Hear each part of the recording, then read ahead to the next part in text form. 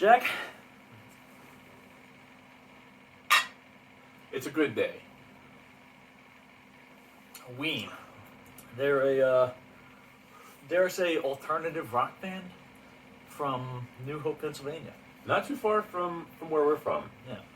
New Hope, Pennsylvania, but they definitely, dare I say, they definitely have some New Jersey lineage involved in Oh, them. for sure. They also have some Maryland ties. When we went to see them in Silver Spring, they made fun of Havre de Grace, Maryland, which is a town, what would you say, 30 minutes away from where we grew up? Probably less. Probably, for Probably me, 20. less. But Yeah, maybe for me it's a little more, but yeah, very close to where we grew up. So they are a little close to us, both from the heart and musically as well. They definitely give off the vibes of some East Coast fuckers. They really do. I feel like everybody knows an uncle that is similar to old Dean or Gene. yeah, I think you could say that. They definitely appear to be unks for sure. Oh yeah, there are a few unks. So, I guess you revealed it. We've both seen them live before. Yes. Together. Yes. And, let's hear your background on Ween. So, I first got into Ween. Obviously, the first song I ever heard was Ocean Man. I was a huge SpongeBob kid. So, of course, I knew that song. But they always were kind of a meme band to me. Almost similar to, like, Nickelback, where you're like, yeah, I mean, of course, it's funny to listen to them, but they're not actually good, right? But similar to what Nickelback is going through right now, I'd say. I would say around 2020, I listened to the Mollusk all the way through. And I was like, wow, this is a really good album. I didn't realize that they were like actually, a good band. And then, so I listened to the Mollusk first. And then I would say maybe a few months later, I listened to Chocolate and Cheese. And then I got into Quebec. And I really became a Ween fan after that. So and then I would actually say once we went to go see them, which was in December of 22, I think. Yeah, probably. December of 2022, I was like, I'm all in. Like that was to this day my favorite concert I've ever been to, and they're one of my favorite bands today. Yeah. So, my background of Ween is actually a little surprising. I don't know if you actually know this. I have actually known Ween for the majority of my life because I don't know why, but my dad showed me a song and showed me the music video to a song called Push Little Daisies when I was a kid. He's like, listen to this. And I was like, this is weird. This is weird. Yeah. It was like a joke song. Yeah, right. So yeah, I was always remembered Ween after that.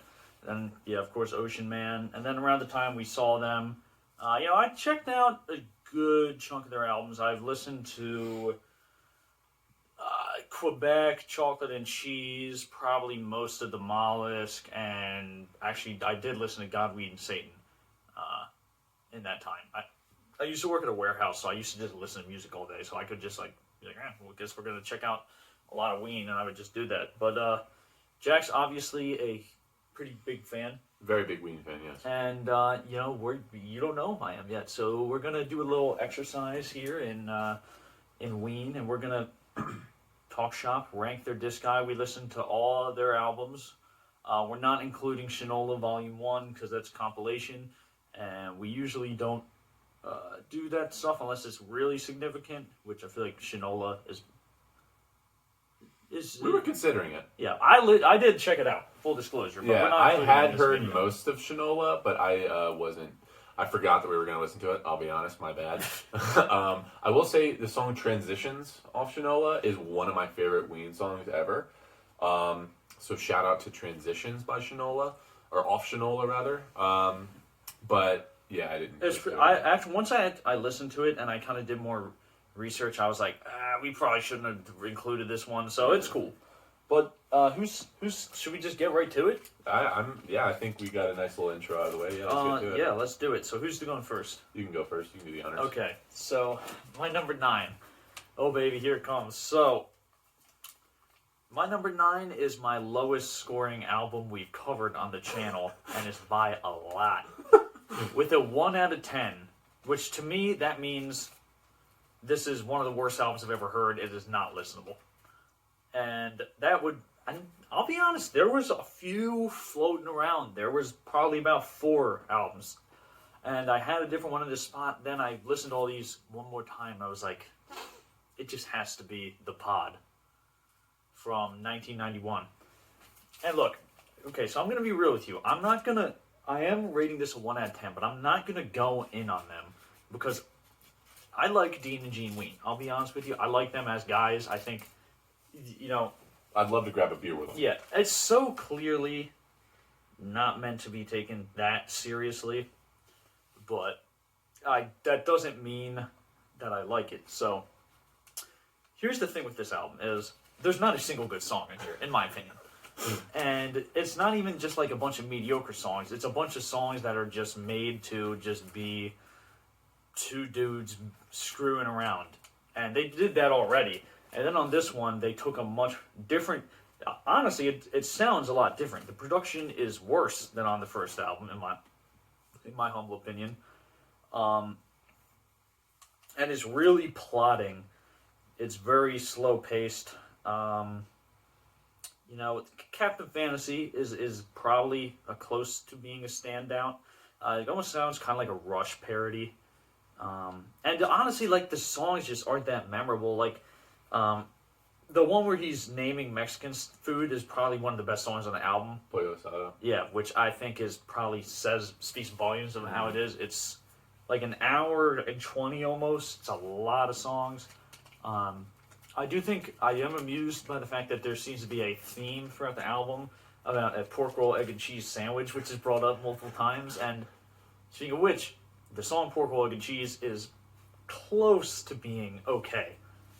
But I still don't like it. And that's a great sandwich. I love a pork roll, egg and cheese. It's probably one of my more favorite breakfast meats. If not my favorite. It's a great sandwich. I'd agree with that.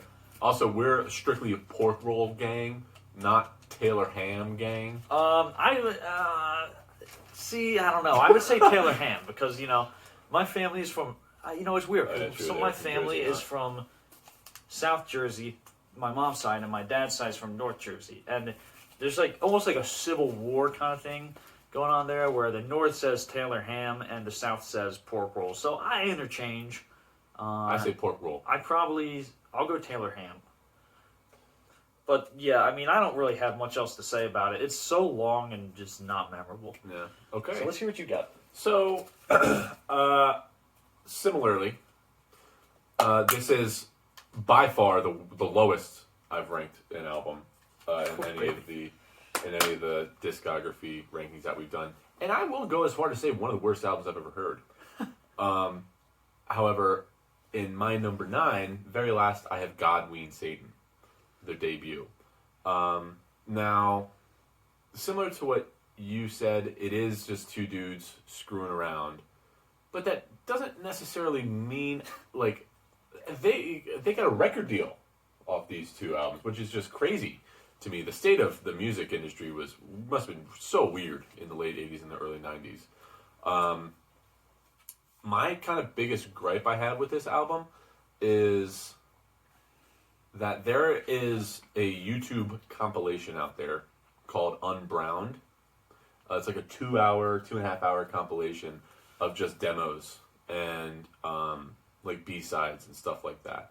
And it's most of the time just Gene singing, and maybe even Gene playing the guitar or Dean playing the guitar, and that's it. And it literally sounds like it's recorded on a tape recorder.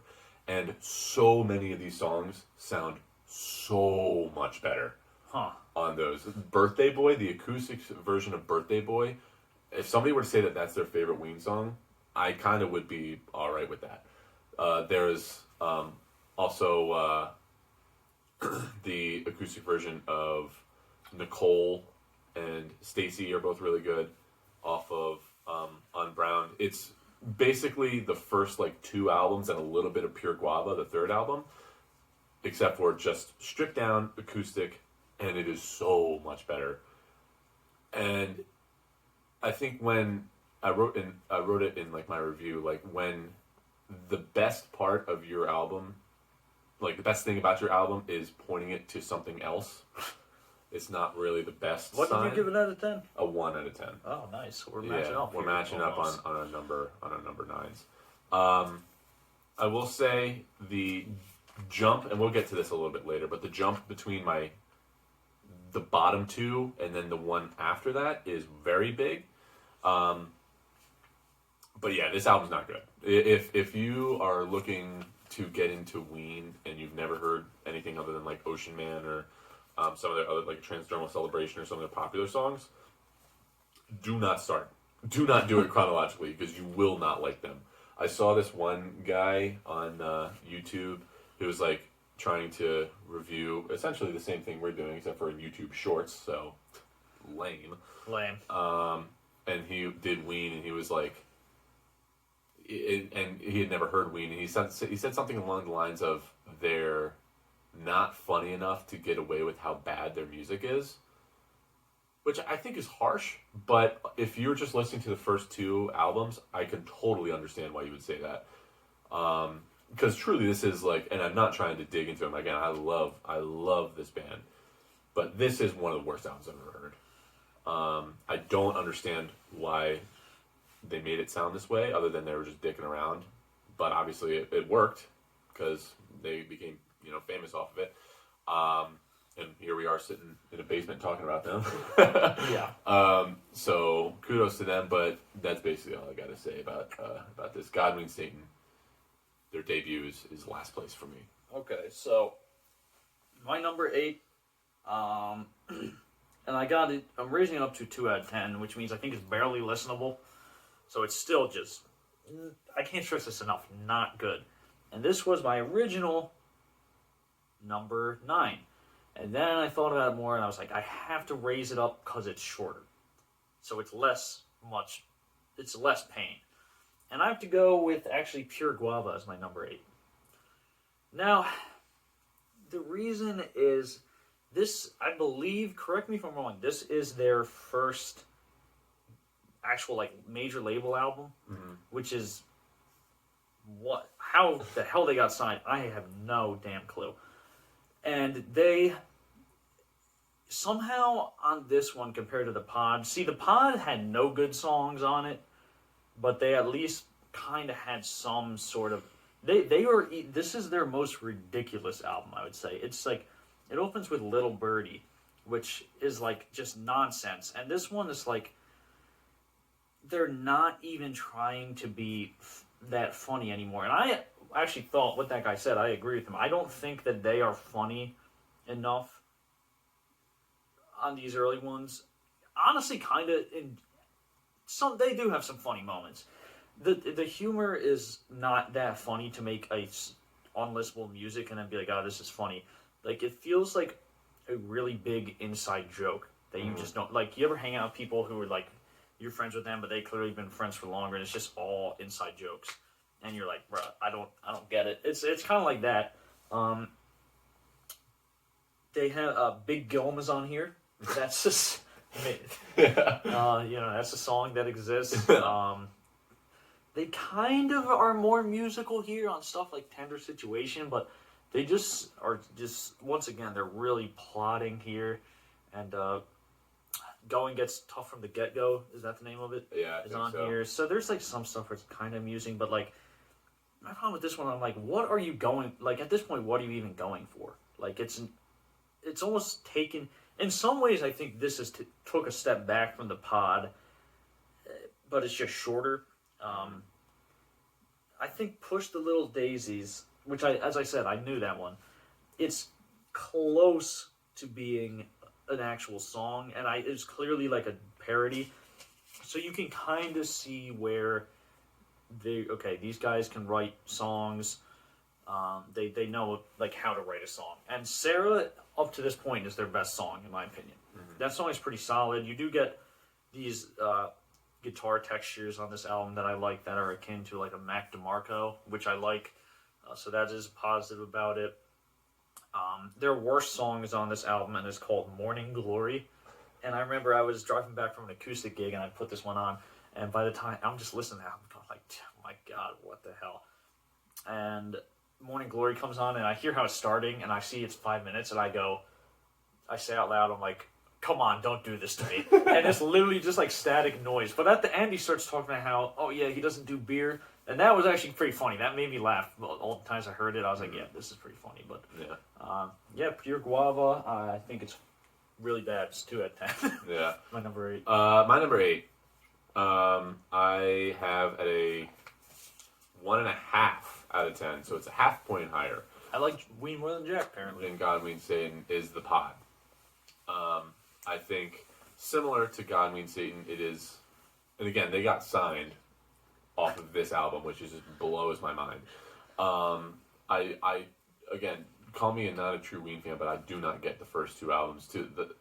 And people do like them. Oh yeah, that's what I was like saying. It's like a long time ago, I would look up like what is like the consensus like best album, and some people put God, Ween, Satan in the Pod as their favorite album, which is I saw that too.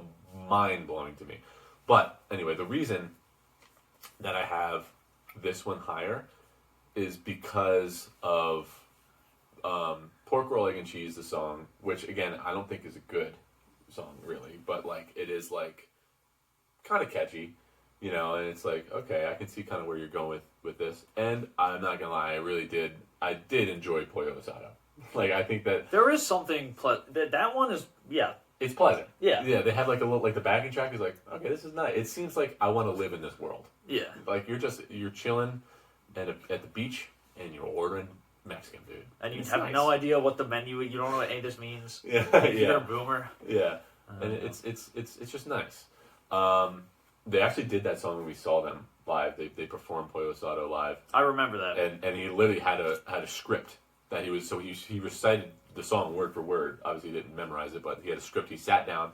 Gene sat down on a chair, and the band was playing music in the background, and it was nice. But yeah, it still is basically unlistenable. I would just skip this album as a whole. Maybe, like I said, you can throw on Pollo Asado. It's kind of funny, but there really is kind of little redeeming quality here to this album. Again, call me a hater, I guess, but I just did not get this album. Didn't get it, and I will probably never listen to either of these again. And call me a hater too, Jack, because I got another 2 out of 10. God, Weed, Satan. Oh, The Oneness. The Oneness. Now, background. I had heard this album before, so I knew what I was getting into. Yeah. But when I put this on, for the first time, when we were like, okay, we're going to do this video, I literally had to turn it off before the end, and I did not listen to another Ween album for like 2 weeks after that. So that is partially why this video took so long for us to make, is because this album, I was like, for a while, I was like, Ween might be my least favorite band ever. Now, keep in mind, I did enjoy their live performance. And I'm not going to spoil anything, but the reason why this one is higher than the other ones is, it's still just so bad, is like, if you're going to tell me this is 2 guys messing around in a basement or wherever they were, I'm like, okay, yeah, I can see that. And honestly, like, the sound, this one is way more punk. I wouldn't say metal, but like definitely a punk rock, kind of maybe hardcore punk edge to a lot of these songs. And honestly, You Fucked Up is honestly a pretty damn solid opener. Yeah. That song is pretty damn good. They played that live when we saw them live too. Yeah. Fun. That was a lot of fun seeing that live. And you can honestly see, like, okay, Dean is honestly a pretty solid guitar player on this album. I'm not saying he's not giving Jimi Hendrix or Eddie Van Halen a run for his money, but you're like, yeah, this guy can play. Fat Lenny is kind of amusing, somewhat. People like the song Tick a lot. I hate that song. And then, like, as soon as they're pulling you in, you're like, okay, I hear there's Nicole, which you're like, all right. And then you're like, God, why is it 9 minutes long? You're like, Jesus. And Don't Laugh, I Love You. Another instance where that song, honestly, it's like, yeah, this is a little like twee indie kind of song. It's cute, it's catchy. And then it just turns into noise at the end. So you're like, bro, come on now. Like, I was getting into it. And then you're like, oh, come on. LMLYP, though, is pretty solid. Yeah. Pretty solid funk jam. That sounds like that. Prince almost. And Birthday Boy is honestly, you definitely hear like, okay, this, if it wasn't for like the just rotten production, you're like, yeah, I hear this as a good song. Again, you can hear that there are good songs in there. Yeah. Not a lot, but they're in there, though. They're in there. Birthday Boy, dude, I'm just saying, listen, unbrowned. Listen to that, and you will have a much higher appreciation. Yeah. Yeah, I mean, they have, like, some funny skits. And this one is probably of the first, like, as they call it, like, the Brown albums, I guess. Yeah. It is probably the most amusing to me. Like, the pod, you can kind of just put the pod in the background, right? And you're like, okay, I didn't even realize I was listening to this. But God, We and Satan is what makes this one so painful is it's so abrasive. They're screaming and there's loud guitars and they're just purposely playing bad at points and just yelling. You're like, and it's like an hour 20. It's just like, brother.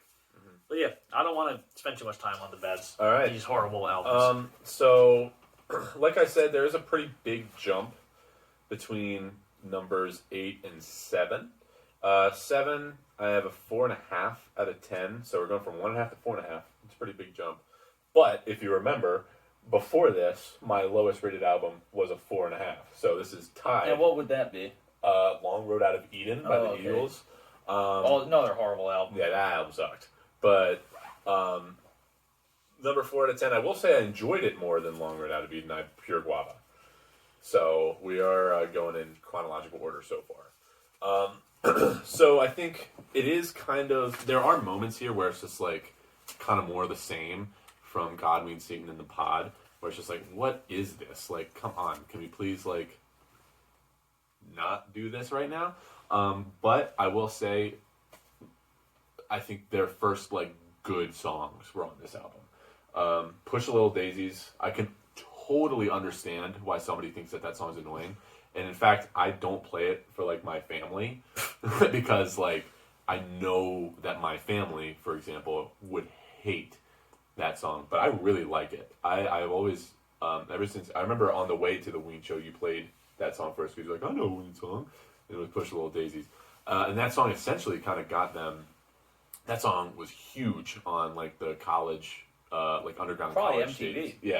Yeah. Like in early MTV was huge. So that one really kind of helped elevate their career.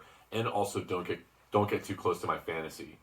Also, I think is a really good song. Oh, not maybe not. I really do agree. song, That one was solid. Yeah, I really liked that song a lot. I think that was interesting. Tender Situation is another example of a song that's way better on the Unbrowned compilation. So if you have a second list, like you will have such a high appreciation. I promise you. If you just listen to that compilation instead of the first 3 albums, I think that's probably the way to go if you're getting into Ween. I think that Ween are kind of the masters of, and we're going to get more into this later in the video, but you kind of start seeing it here. They're kind of the masters of writing lyrics that don't mean anything but sound profound. Yeah. They like are real, like they have a bunch of different examples of songs that's like, that doesn't mean anything. Like Transitions off Shinola, which we're not going to talk about, but like that entire song is like, which I did like that song. Yeah, the first line is, got aesthetic universal saturation in the grip of the morning sun. What the fuck does that mean? Yeah. It sounds cool though. And you kind of start to hear that, like examples of that a little bit on this album. Not saying that they're bad songwriters or anything. They obviously do have metaphors and things that mean a lot, but they also don't. I think that's kind of part of the humor a little bit. But I didn't necessarily like Pure Guava. I'm probably not going to listen to it again. But there were some moments that were like, okay, here we go. I can understand a little bit what we're doing here. So yeah, that's my number 7.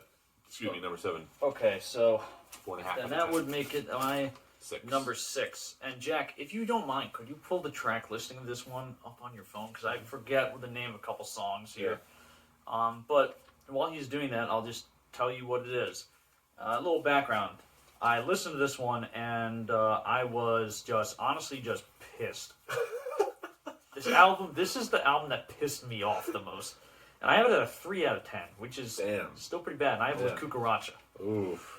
So, without revealing too much, I was just so damn disappointed in this album. They came in Fiesta. That song just pisses me off. It just is so ridiculous. Such a ridiculous way to start an album. Like, it's just, the production on this album is just so bad, dude. Like, it's in a different way than the first 3. It doesn't sound like purposefully bad. Yeah, exactly. It's like everything sounds like it's clipping. Yeah. So that song, I'm like, what the hell? And I'm like, oh, okay, I guess we're done. And there is some Latin themes on this one, the album title, and I'm like, what? Then they have that drum glitch, and I'm like, Yeah, that was weird. I was like, bro, come on, man. Why are we doing this again? Yeah. And they kind of, I guess that's what they did, is they recorded this one, like, in a barn, I think, and they're like, yeah, we're just kind of doing this ourselves again, and Blue Balloon, I also hated that song. That's a crazy take. I'm sorry. I hated that song. Fucking And then crazy take. Friends is, other than Morning Glory, my least favorite Ween song. I was listening to that, I was on the treadmill, I'm like, why? Like, why did they make this album? I'm like, what is the meaning of this? And the words, a friend's a friend who knows what being a friend is. I'm like, what the hell? And like the backing track, I'm like, guys, what the hell? And then Object comes on, and I'm like, this is like slightly better than the first three, but I'm like, they're singing these lyrics, and like, look, you know me, I have a very dark sense of humor. Oh yeah. And the words though, I'm like, this is just kind of creepy, like, because they're like 40 now, and I'm like, I get it's a joke. And then learning to love comes on, is another one where it's got kind of like a country sound, and the vocals are just horrible. Like, just like hilarious. It's like laughably bad. With My Own Bare Hands is at this point we're what, 6 songs in, and that's the first one where I'm like, all right, this isn't bad. Spirit Walker could have been good if they didn't use the auto-tune. I'm not. Yeah, that pissed me off. And I'm not like one of those guys who's like, oh, auto-tune, blah, blah, blah. I mean, I don't love it, but like that's just like, come on, we ruined a okay song and made it bad. Sweetheart in the Summer isn't great, but it's not offensive. But Woman and Man is awesome. It's like a Santana kind of a song, and and Dean, I guess it's Dean, rips a crazy solo. I think Dean is a great guitar player. I agree. And Your Party, which I actually knew before this, is a good song, and that one is actually pretty fucking. The words are pretty damn funny. Yeah. He's just like talking about being at a party with his wife and like thanking, like, hey, we had a good time. Thank you for having us. And I'm like, that is honestly a pretty good way for them to cap off their career. That's their swan song. That's for Ween. That is the perfect swan song. Yeah, I agree. But yeah, dude, this one was just such a disappointment. I was like 3 out of 10, and it grew on me a little bit. I was at one point tinkering at putting this in last, but then I touched some grass, and I was like, okay, exactly. Woman and Man and Your Party are on here. So, all right, William. Well, sorry guys, I don't think a lot of Ween fans like that one. Yeah, and I'm like, okay, so when I heard that, I'm like, what do they know? And then I was like, no, okay, I get it. Liam, I'm gonna go ahead and scroll to the top here because at my number, what are we at? 6. I have La Cucaracha. I have it at a 5 out of 10. So just kind of barely beating out Pure Guava by a half a point here. I kind of agree with. It was just really, I think, for a lot of it, boring. I agree, and it was very disappointing. Now, where I will disagree with you on, and I had to voice my opinion because it was so ridiculous. Blue Balloon Fucks. That song. No. I love that song. That is crazy. Object. To be fair to them, like, they wrote it when they were younger. They just hadn't had it on an album. So they're like, oh yeah, we gotta release this. That's true. That's true. I will also agree that Spirit Walker kind of really pissed me off with the auto-tune. Because I was like, okay, we have a potential here with that like guitar and the guitar and the opening. So we got some potential here, but then the auto-tune, and again, if you like haven't heard it and you think that we're being like boomers, like auto-tune, listen to it and you'll know what we're talking about. Yeah. With My Own Bare Hands, I think is just a worse version of Piss Up a Rope that we're gonna get to later. So I was like, okay, I mean, we get it, Dean. You know, are singing misogynistic things. Yeah. It's like we get it. That is kind of his thing. I think he just did it better on 12 Golden Country Greats. I also checked out some of Dean Ween's solo stuff and was very disappointed. I don't know if I've ever heard any Dean Ween solo stuff. Wow. But whatever. Yeah. What else do we got? One Man was good. Your Party, I think, has always been a little overrated by Ween fans. I like it. Like you said, it is a very funny concept of a song. It's just essentially a thank you note for inviting them to like a party. But and it goes hard, And also, not to cut you off, but saxophone legend David Sanborn is on that track. Who I didn't know that. He played on a lot of classic stuff like David Bowie. He's got a long list, and Ween is on that list. Yeah, but I think my biggest gripes were that it was just boring, and it just wasn't very good. So, but I thought it was pretty mid.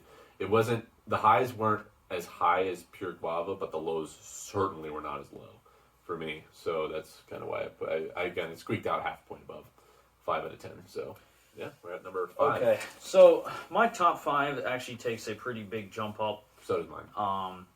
And this is gonna really piss off Jack, I have a feeling, and I'm really in between on rankings on this, so I'm gonna be generous here, and actually, I'm just gonna give it a 7 out of 10.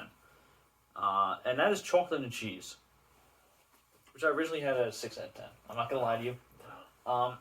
Now, let me just say, It's got underboob on the album cover. that their best album cover, right? No doubt about it. But it's just like, first of all, this is a huge step up. Mm-hmm. And Take Me Away is a really good opener. I think Gene Ween is actually a really good singer. I agree. When he wants to be. I agree with that. And he honestly has some really good vocals on this album. That one, Take Me Away, Freedom of 76 is a great vocal performance, which is another song I really like. Spinal Meningitis, I have never been huge on that one, but it did grow on me, actually. So yeah, those are all pretty solid songs. Tear for Eddie, which is, I guess, their tribute to Eddie Hazel, who did the guitar solo of Maggot Brain, which is an all-time phenomenal guitar solo, and I guess he passed away around this time, so that was like a tribute for him. Roses Are Free is pretty solid. What Diener was talking about is a tremendous song. Even I Can't Put My Finger on It is pretty fun. Drifter in the Dark, pretty solid. But honestly, there's still elements of their brownness that I really am not, don't love. So there is like a good handful of songs that I don't like that much. Like HIV Song, for example. And Buenos Tardes Amigo is not bad, but it is kind of like, do I really want to listen to this? No. The answer to that is no. And then, like, you do get more examples of, like, how, like, Baby Bitch is fine, but it's like, I wish the lyrics were different. You know, I don't know. I'm giving it a 7 out of 10 because I think it is good. And it's almost got a nice summertime vibe in a lot of it. And it's definitely their most, like, for an album that came out in 94, that had, some good success, I would say, probably. In the era that was kind of really trying to move away from the classic rock sound, it is kind of I think it's a very, like, classic rock inspired album. Mm-hmm. Like, just, like, even, like, Voodoo Lady's pretty solid too. Yeah, it's a good album. I like it. It's not my favorite, but Chocolate and Cheese. Okay. So my number 5. This is, I think, similar to you, where I think the albums are getting good. Like, I would say that from here on out, these are good albums. And also, I forgot to mention the song on Pure Guava, Reggae Junkie Jew. I really like that song. I thought that song was fun. But I don't know why I just thought of that. But anyway. It's a good song title, for sure. It is, yeah. But anyway, number 5, I have White Pepper. Now, I wouldn't necessarily be surprised if this was pretty high up on your list. I'm not, spoiling anything. I don't know, but I just think that this album, I liked it a lot. I think it's probably the most underrated album, at least by Ween fans. I know that Ween fans aren't necessarily crazy on this album, but I never got that because, like, if you look at the track listing, there's some great songs. You got The Grove is really good. Stroker Ace is a really good, like, homage to Motorhead. She's Your Baby is a really, really beautiful song. Flutes of Chi is really good. I just think it is a little, like, this is definitely their most, like, I guess I want to say, like, mass appealing album, if that makes sense. Like, this is the album where if you want to show somebody who is, like, a rock fan, I guess, but they're just a fan of, like, general rock and you don't necessarily know what they like, then I would go ahead and show them White Pepper, which it's definitely, I would say, like, probably the least Ween sounding album. Maybe other than one other one that I'm thinking of that I'll get to later. But I really liked it. I think the songs here were all pretty catchy, but it just wasn't necessarily the Ween sound that I like. So if you were ranking these based off best, this probably be a little bit higher. But I just think the production's a little like clean, and it wasn't very brown. It was not brown. It was not brown. So yeah, that is exactly why I have it. I gave it at a 7.5 out of 10. Said that. Pretty solid rating. Yeah. So yeah, Jack, good review. But my number 4, which I would have thought Jack probably thinks would be my number 1, and honestly, I thought it was gonna be my number 1, is 12 Golden Country Greats, which I also have a 7 out of 10. And I think it's a pretty solid album. It is, as Wikipedia pointed out, the only album where they stay in one genre. Oh, yeah, look at that. I didn't even know that. So, they have, they're on a major label. They come out with, their best album yet. So, naturally, what these guys do is go to Nashville and make a country album. And it turned out pretty damn good. Now, they got... I don't even know how much Dean and Gene are even really playing on it. I mean, it's clearly like these session masters. I think some of the guys even made music with Elvis. So, and apparently they were pretty pissed about this too. After they heard the lyrics. Yeah, they were like, what is this? I'm like, which is awesome. But it opens with I'm Holding You, which is a pretty damn solid song. It's a good country song. Like, this is a pretty much a country album. Like, I don't know if it's like pure country, but it's certainly very close. Yeah. And it's I like this style of country music a lot, so it was a pleasant listen. And they're still like, this is arguably their funniest album in my opinion, because it's just funny that they did this in general. And some of the lyrics they wrote, like, and I'm Holding You, he's like fine orbs, just like the little stuff you throw in. Japanese Cowboy is honestly hilarious, the chorus where he goes like a brother on skates. That set me when I first heard that. And I'm like, what else did he say? Just like a Japanese cowboy. It's just funny. All of Piss Up a Rope. Piss Up a Rope, I knew and have always liked that song. Yeah. Pretty amusing. Powdered Blue is a good one. The guys on the end of that, they go crazy. The taking solos. These guys are crazy musicians. Then Mr. Richard Smoker is a funny one. It kind of reminds me of like when Queen put those little ditties on their albums, like on A Night at the Opera when you have like Seaside Rendezvous or something like that. Yeah. So that one's pretty funny. I think the best song by far is You Wear It Well. And I think the problem is I just don't think they're not great country songwriters in my opinion, so it definitely kind of sounds like forced to an extent, even though I think the vocals and the instruments are really good on it.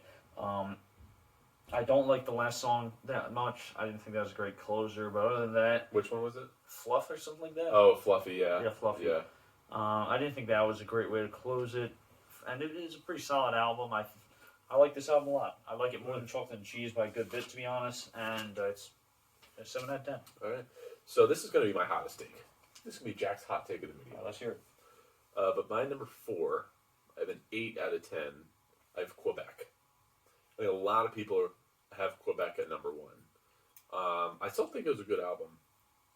But, well, let's start with what we liked first. I think the opener, It's Gonna Be a Long Night, is one of my favorite Ween songs ever. Transdermal Celebration, I think you can make a pretty easy case for it being the best Ween song. Not necessarily my favorite, but I think you could easily say that that's the best Ween song.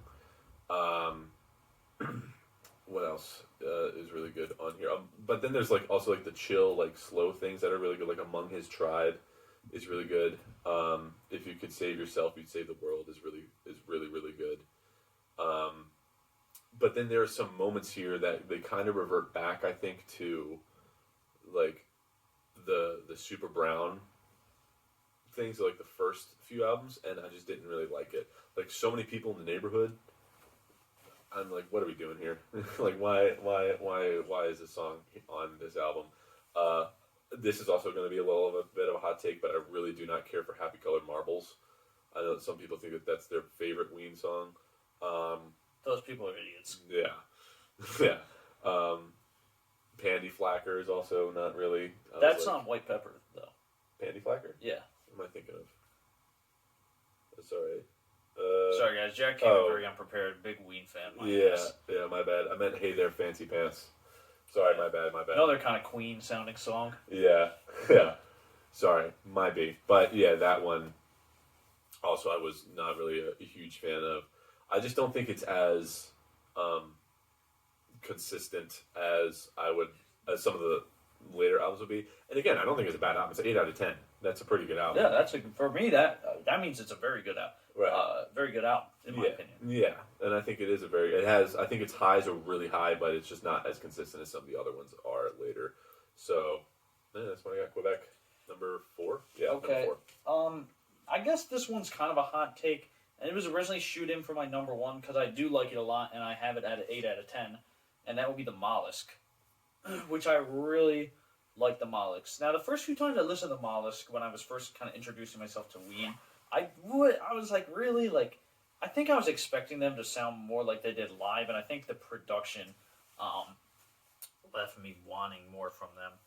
And this is a concept album, which I could not find for the life of me what exactly the concept is, except that it is like an under the sea style like nautical. thing. Yeah.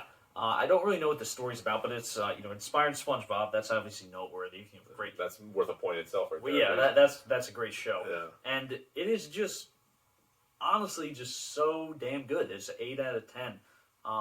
Dancing in the Show Tonight is a great way to start this album. It's such a weird Such song. a great way to start an album like this, and it just has a lot of my favorite Ween songs. Like the first half of this album is just tremendous. The first half of this album is a 10. Like the Mollusk, I love that song. I love Mutilated Lips. Mutilated Lips is an all-time Ween song for me.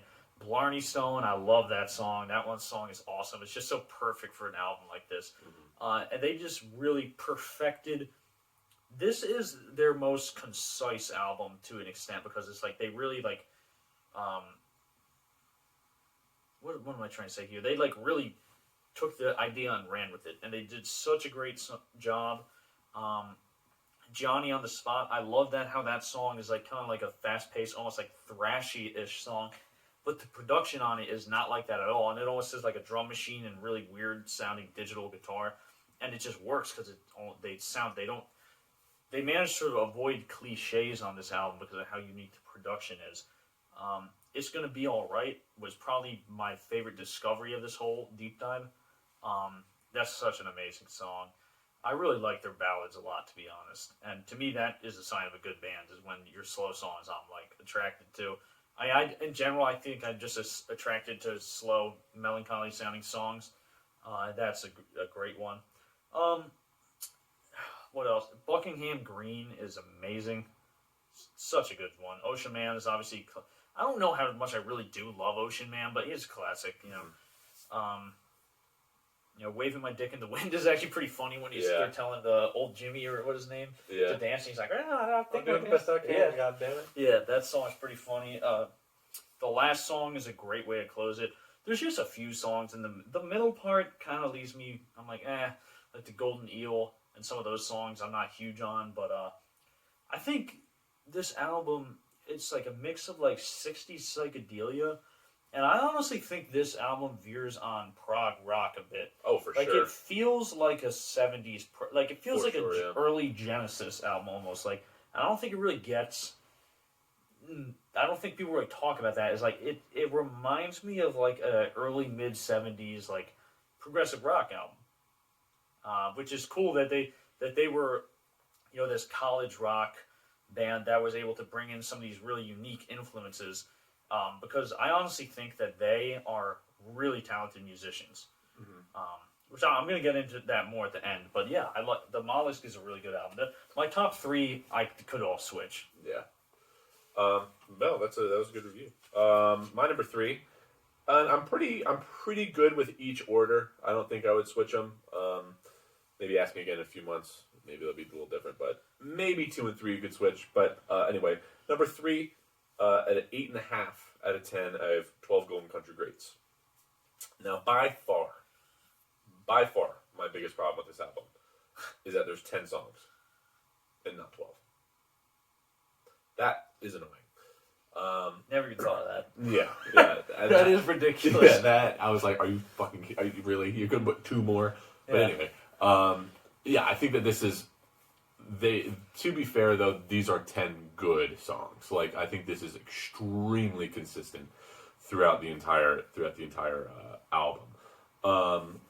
Yeah, Piss Up a Rope is like an all-time, like, just belt it out with your boys. Like, that is just such a fun song. I love that one. They played it live. I know I'm going back to the live show a lot, but they played it live, and that was one of the most fun songs that I heard all night. And I'd only heard it like once or twice, but everybody was singing the chorus. I won't repeat it right now, but it was just it was a lot of fun. And then they have songs like "You Were the Fool" is one of my favorite Ween songs. I think that's a really beautiful song. Like you said, I think that this album kind of proved, because again, this is their 4th album. This is coming off Pure Guava, so I think that this or chocolate and cheese, right? Oh no, yeah, chocolate and cheese. Sorry. So this kind of proved that they can do a lot. Like you said, this is a country album. There's a video of Josh Homme from Queens of the Stone Age, saying, talking about Ween on Joe Rogan, and he was like,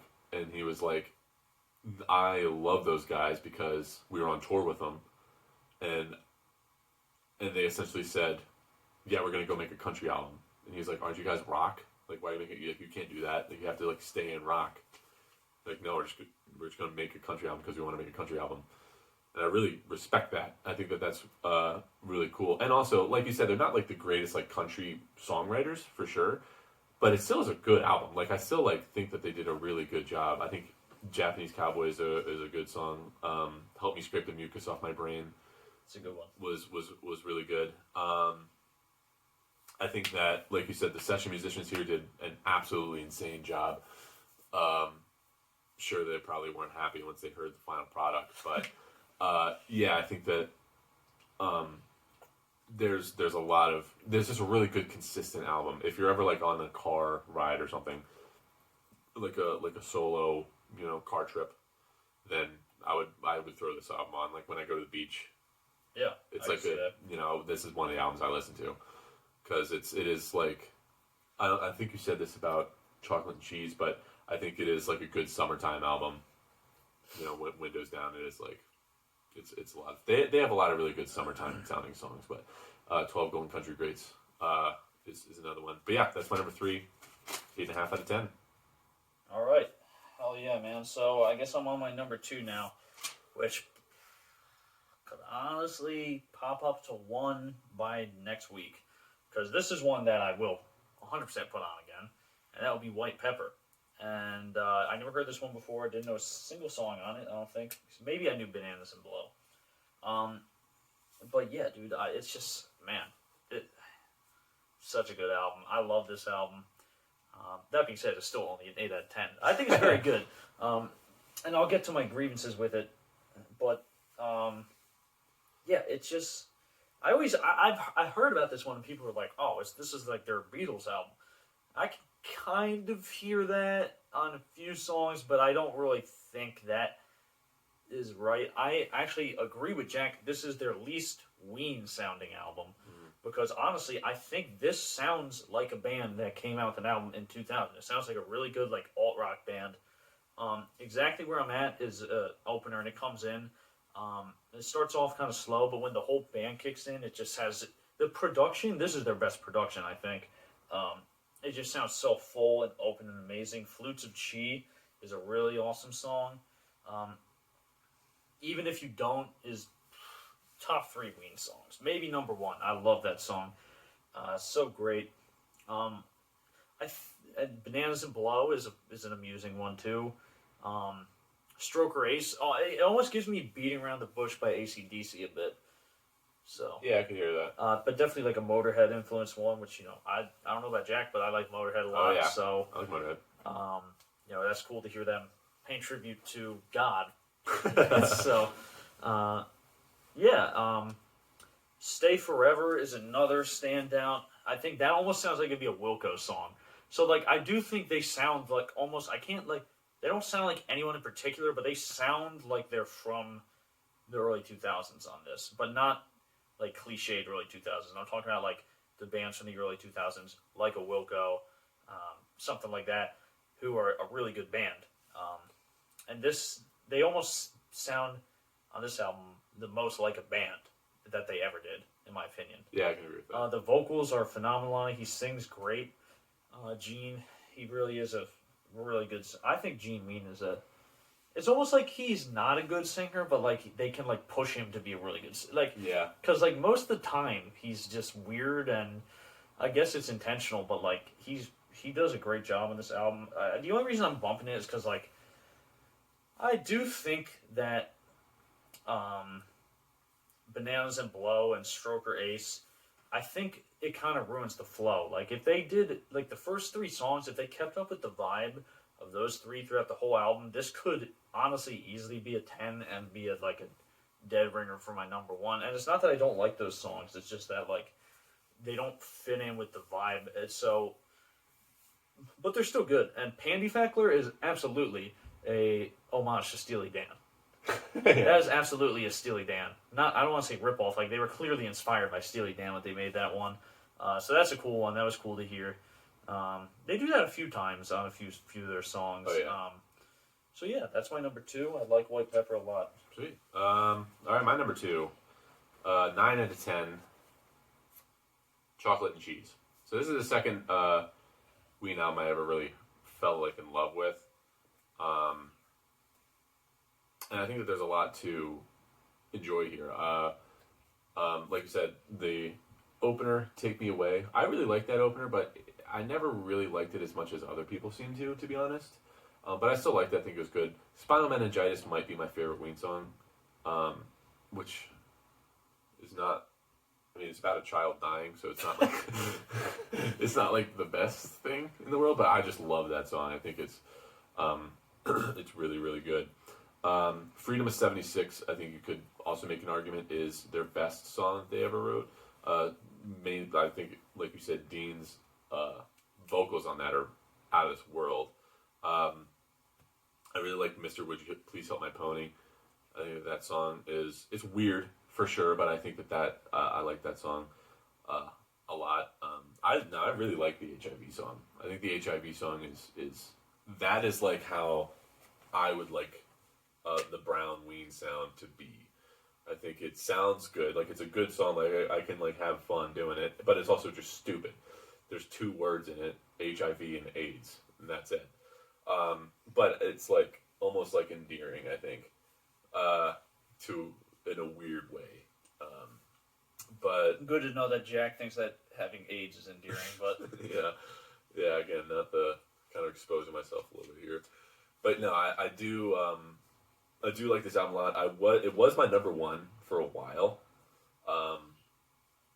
and I guess spoiler, the difference between this and my number one is half a point, so we could switch it later, but I guess I kind of need to explain why it's not number one when I do get to my number one.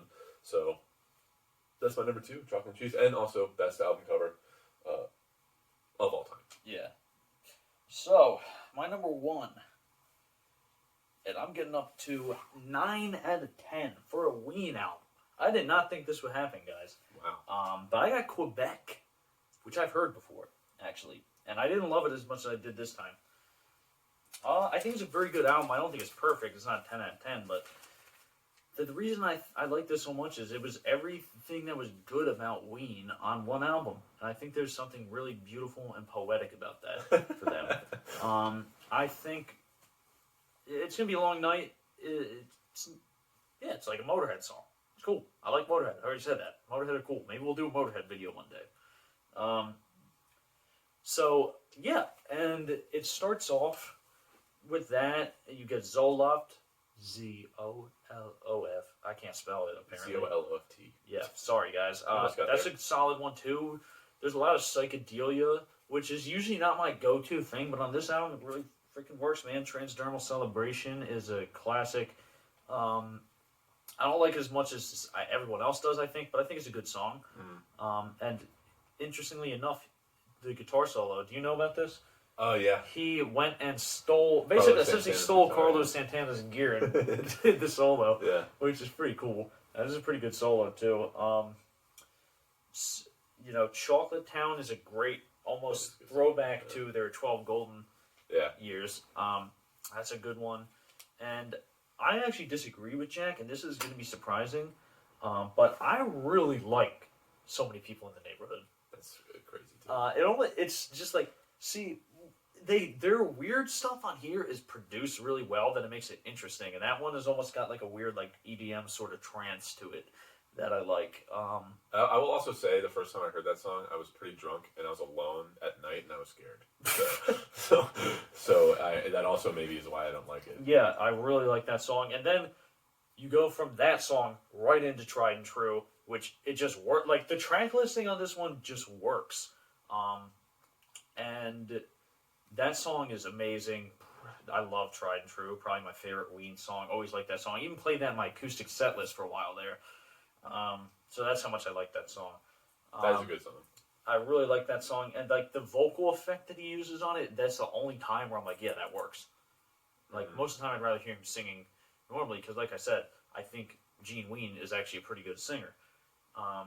And then, I Don't Want It, that song just destroys me. That song is a beautiful, amazing song. And same thing with If You Could Save Yourself, you'd save us too.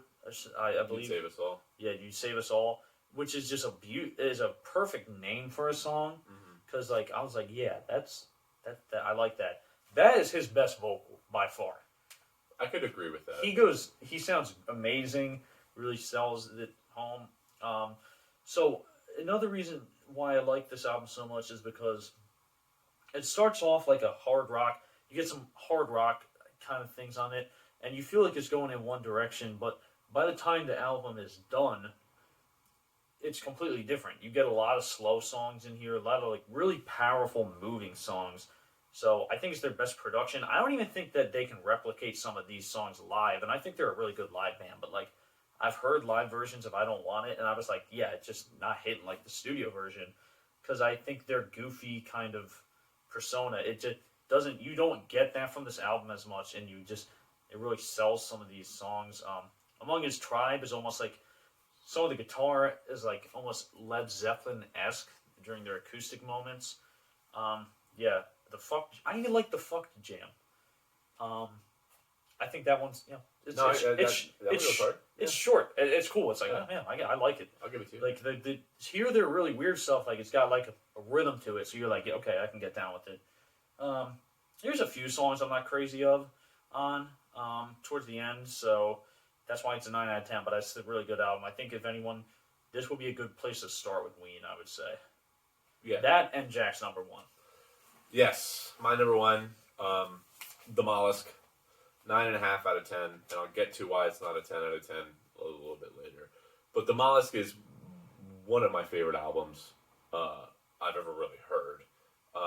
But there is one glaring. I'll just get to it right now. The reason it's not a 10 out of 10 is because there's one song called Pink Eye - On My Leg, and if you've ever you didn't watch Friends, did you? So there's a scene, there's like an episode of Friends where Ross finds like an old keyboard, and he's like, oh my gosh, I haven't found my keyboard since I was in high school, and I used to make songs, and he played a song, and it was terrible, and that was like the joke, is like it sucked, and this song sounds so much like the song he played. It reminds me of that, so that's all I can think about, and I just don't think it's that good of a song. But the reason I am bringing that up is because there's a song that they cut from this album called Kim Smaltz, and if you were to take that song, Pink Eye, and replace it for Kim Smaltz, this would be a 10 out of 10. This could be probably my favorite album of all time if you did that. As soon as you hear the piano for Dancing the Show Tonight, I just get pumped up. I'm like, hell yeah! I love that song. It's really, really weird listening to this album. How you hear like this album inspired SpongeBob, and you're like, how does an album inspire a TV show? But when you hear this album, you're like, I understand. It's really weird. It's really weird, but you're like, okay, yeah, I can totally see how this inspired SpongeBob. It almost sounds like at times, like Dancing the Show Tonight, going into the mollusk that moment, pretty much all of Mutilated Lips, kind of sounds almost like liminal space, like a back room almost. Like that's kind of the vibe that I get. Other than like obviously like a nautical themed like back room is kind of how I would describe this album. Like you said, It's Gonna Be Alright is a really, really good song. Cold Blows the Wind, I think, is a really beautiful song. It has a fucking sea shanty in it. The Blarney Stone goes crazy. Ocean Man, obviously, is Ocean Man. She's Going to Leave is a really, really good way to end it. I also like, I don't know if you caught this or not, but at the end of that song, it like fades out and then there's just like dead air for a while. And then there's like a really fucked up version of the main hook from Dancing the Show Tonight. I did catch that and I like that. Which was really cool. And that really album that. also is like the perfect length. Yeah, it is the perfect length. That also is like another like car trip or like road trip album to listen to. But yeah, I think it knows, I think, when to pick it up because it is kind of like a slow album. By slow, I mean like chill. Yeah. But it knows when to pick it up with I'll Be Your Johnny on the Spot and Waving My Dick in the Wind. And that's another example throughout. I'm kind of surprised that we didn't bring this up. Throughout their discography, really, they used a lot of like drum tracks and like machine drums. When they have this guy Claude Coleman, who is ridiculous, he is such a good drummer. But they used all these like machine drums throughout, and I really didn't like it really ever, except for on this album with Wave My Dick in the Wind and I'll Be Your Johnny on the Spot. I totally agree with you. We didn't bring it up, but the first 3 albums, or kind of the first 4, I guess, were not really a band. It was just them recording tracks, and I agree. Like, the drum machines on that album are, like, perfect. Like, I almost don't want real drums on it. You know? Yeah. But I think on you said on the first, like, 3 albums they were perfect? No, on this album, I think it was perfect. I agree with that, because I was about to say I didn't agree with what I thought you said, but I do agree with that. No, the first 3 albums were fucking horrible. Yeah, but on this, on this one, but, like, even, like, he plays, like really weird drums on Mutilated Lips, and that sounds really good. The chorus on Mutilated Lips goes insane. And again, that's another example of them just writing lyrics that don't, like, that song opens with, I lick my brain in silence. Yeah. What is that? I relate to it personally. Yeah. But I really, really like this album. Like I said, the only reason it's not a 10 out of 10 is because they have that pink eye. And even that, it's not a bad song. It's not, I don't think it's good, but that's like the only skip on the album. But again, if they were to replace it with Kim Smaltz, which again, if it's not on Spotify, I don't think it's on Apple Music. I heard that one. It is a good song. That is a really good, again, some people say that that's their favorite Ween song, and it's not even on an album. So look that up on YouTube if you can. But yeah, I think that this album, it's just, I really have always liked it. It just blew my socks off when I found out, because again, this was the first album I heard by Ween, and I'd only known them as the Ocean Man and Loop De Loop song from SpongeBob. Those were the only 2 songs I knew that they had ever made, and I heard the song and I was blown away. This album, rather. So, there definitely is some sentimental value there for sure. And again, if we're making these albums these rankings based off of which albums are the best versus I like the most, I don't think that this would be number 1, but it would certainly be up there. Yeah. So yeah, that's my ranking. Yeah, I mean, and by the way, it's because I did listen to this one, I'll just throw it out there that Shinola Volume 1 I gave it a 6 out of 10 and would probably be in between Chocolate and Cheese and La Cucaracha. Yeah, sorry for not listening to that one. Yeah, but Gabrielle. Oh, that song was hard. That is a Thin Lizzy I was about to say that. I've said that for years. That is their best impression of Thin Lizzy. Yeah, but we did it, man. Put her here. I did it. I'm Ween. almost convinced now that if I listen to something enough, I get beaten into submission to liking it. So, would you say you like Ween or no? Oh, absolutely. Yeah. I mean, like, You I got don't I'm not, like, one of their hardcore fans, but, like, I think they have, like, 5 pretty damn good albums. I Yeah. think they have 3, like, really good albums.